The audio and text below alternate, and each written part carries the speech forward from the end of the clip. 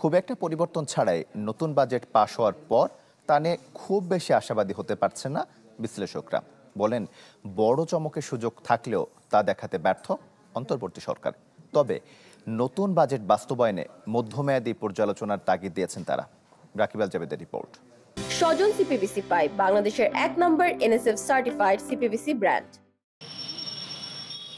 ১.৫ দশকের লুটপাটের ক্ষত সারিয়ে অর্থনীতিকে সঠিক পথে ফিরিয়ে আনার চ্যালেঞ্জ নিয়ে দায়িত্ব নেয় অন্তর্বর্তী সরকার।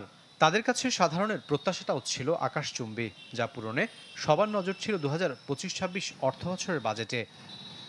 সামষ্টিক অর্থনীতিতে শৃঙ্খলা ফেরাতে মূল্যস্ফীতি ৬.৫% আনার লক্ষ্য ধরা হয়েছিল প্রস্তাবিত বাজেটে।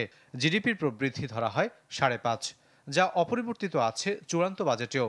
পরিবর্তন আসেনি রাজস্ব আদায়ের পরিকল্পনাতেও, যা সমসাময়িক বাস্তবতায় অর্জন করা কতটা সম্ভব তা নিয়ে সন্দিহান এই অর্থনীতিবিদ। ইমিডিয়েট যে চ্যালেঞ্জগুলো, এলডিসি গ্র্যাজুয়েশন, তারপর যুক্তরাষ্ট্রের সাথে ট্যারিফ নিয়ে নেগোসিয়েশনের জন্য যে ধরনের পদক্ষেপের প্রয়োজন ছিল, খুব একটা চেঞ্জ হয় নাই।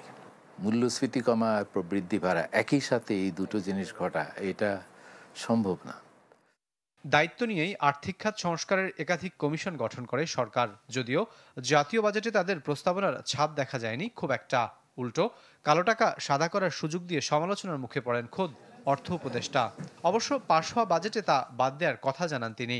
সবচেয়ে বড় একটা ডিসিশন নিয়েছি, আপনাদের অপ্রদর্শিত আয়ের আমরা একটা সুযোগ দিয়েছিলাম, এটা একদম কমপ্লিটলি এটা আমরা প্রত্যাহার করে নিয়েছি।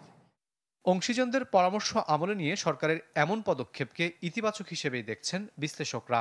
কালো টাকা সাদা করার যেটা ছিল, এটা নিয়েও অনেক সমালোচনা হয়েছে। এটা যে এখন আর থাকছে না, এটা ভালো। আমরা সবসময় বলেছি যে এটা অর্থনৈতিকভাবে লাভজনক হয় না, এটা রাজনৈতিকভাবেও এটা কোনো ইতিবাচক কোনো ফল দেয় না।